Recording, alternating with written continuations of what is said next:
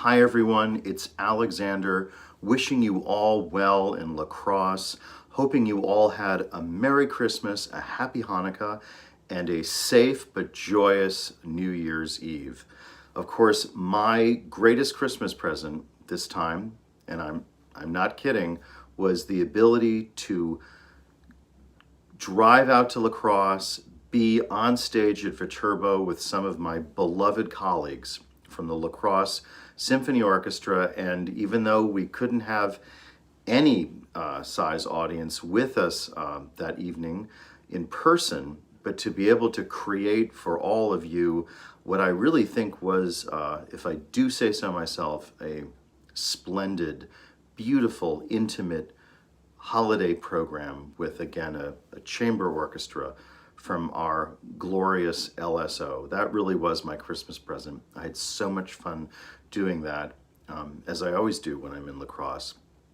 And so, because we've just rounded the bend of the holiday season, of course, out east, our Christmas tree is still up and running. And as we just, of course, all watched and listened to the celebrated New Year's Day concert of the Vienna Philharmonic, which this year seemed, gosh, more important than ever.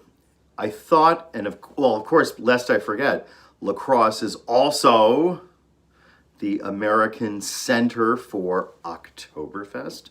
I thought I would get out one of my beloved Trockton jackets and introduce for you what is one of the two permanent encores, one of the two works that is played at every single Vienna Philharmonic New Year's Day concert, and what is probably the most famous of the many, many famous waltzes by Johann Strauss II, Johann Strauss the Younger. Of course, I'm referring to his waltzes titled On the Beautiful Blue Danube. Now, even if you don't think you know this piece, you do, because it was immortalized in popular culture throughout the 20th century, most famously in Stanley Kubrick's 1968 film 2001: A Space Odyssey, in which, suffice it to say, Strauss's Blue Danube Waltz was used in a context that Johann Strauss himself could never have imagined. But putting that aside, this waltz is a great, great masterpiece, a gorgeous masterpiece of Viennese 19th century music. It comes out of a tradition, really, that's kind of was bequeathed to the Strauss family by no less than Mozart. And from Mozart, Johann Strauss II, the most brilliant of several great waltz kings of the extended Strauss family, from Mozart, like Johannes Brahms, his good friend and colleague, Johann Strauss II inherited from Mozart this ability, it's a very Viennese quality, this ability to kind of turn on a dime from joyousness to melancholy, from hilarity to sadness. It's one of the enduring traits of that great Central European repertoire. And you hear it in almost every bar of this Blue Danube Waltz, which is probably one of the reasons why here in 2021, it continues to speak to so many millions of us. Of all the Strauss waltzes, the Blue Danube has the most, I think, interesting history in how it was composed.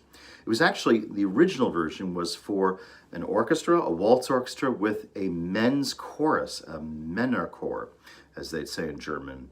And once upon a time, all over Central Europe, actually all over Great Britain and Wales, of course, their great tradition of men's choruses, and all over America, such groups flourished. They were one of the great kind of municipal institutions of the 19th century. They were to be found everywhere.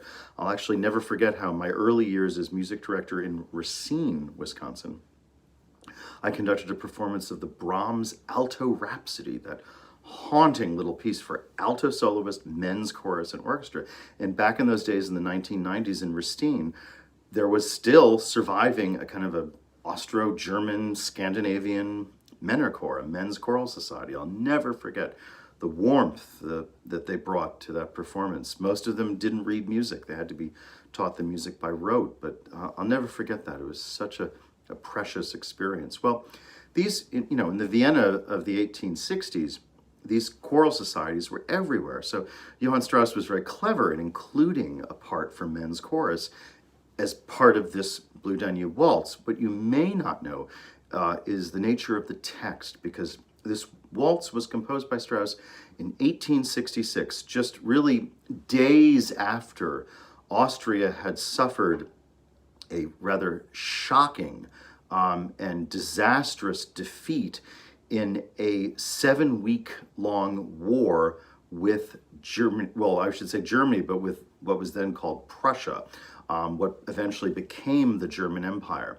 The so-called 7 Weeks' War between Prussia and Austria, the Habsburg Empire, was really the Central European equivalent of our Civil War, which of course took place about the same time. It was this kind of brother-cousins war in the German-speaking lands of Central Europe. Everyone thought the Austrians would win with their superior numbers. It was Austria and Bavaria versus Prussia. And the Prussians won, and won very swiftly and decisively.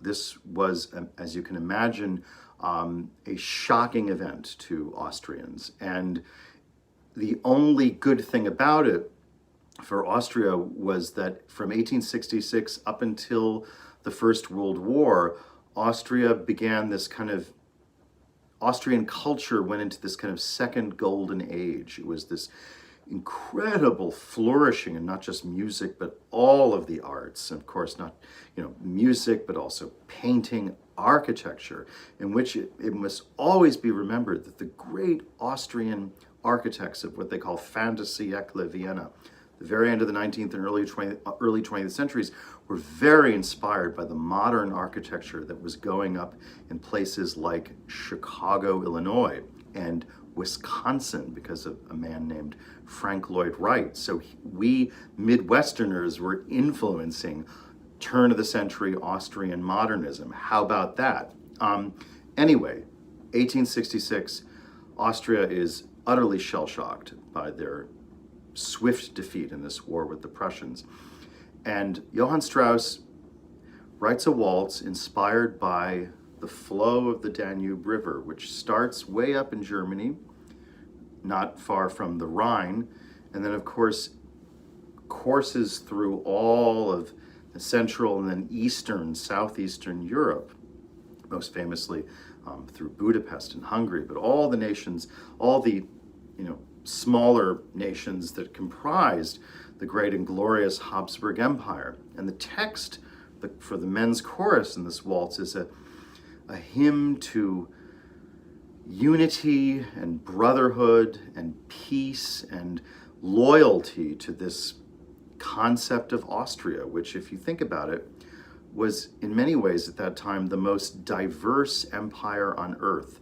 The Habsburg Empire of the later 19th century was one made up of dozens of different ethnicities, languages, nationalities, religions, not just Roman Catholicism, but Eastern Orthodoxy, Judaism, Islam, of course. And it for a glorious time, it all stayed together. And Johann Strauss Jr. is appealing in this waltz for it's really a call to unity and brotherhood and peace, just as the Danube peacefully flows through all of Central Europe, all the German-speaking lands, and then the lands of Eastern Europe.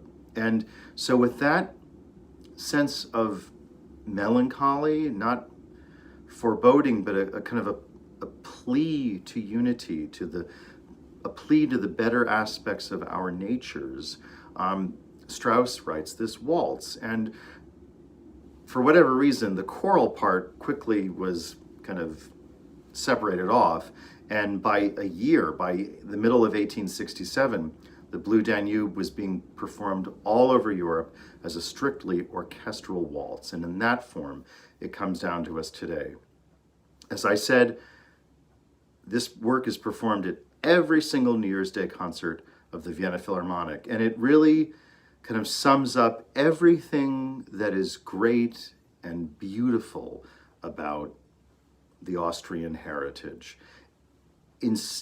Specifically about the music, it is a work in which we see that Johann Strauss has inherited from Mozart, his Viennese kind of grandfather figure, musically speaking, that uniquely Viennese way of turning on a dime from sadness to joy, from hilarity and frivolity to the deepest melancholy.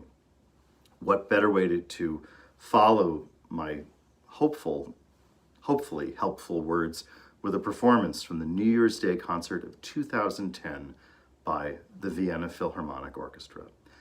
Happy New Year, everyone, and see you all soon in La Crosse.